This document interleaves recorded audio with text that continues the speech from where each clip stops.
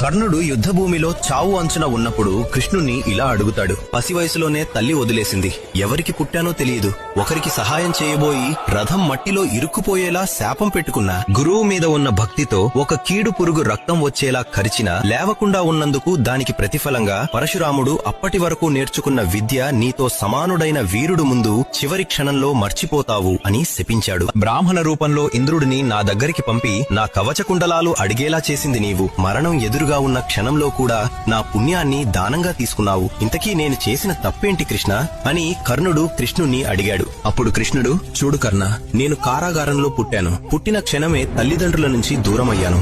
నా సొంత మేనమామే నన్ను చంపడానికి రాక్షసులను పంపించాడు. విధి నన్ను ప్రాణంగా ప్రేమించిన రాధను కూడా వదిలేయాల్సి వచ్చింది. కురుక్షేత్ర యుద్ధం వల్ల నా వంశం నాశనమయ్యే శాపం రాబోతుంది అని తెలుసు. అయినా సరే ధర్మం కోసం యుద్ధాన్ని నడిపిస్తున్నాను.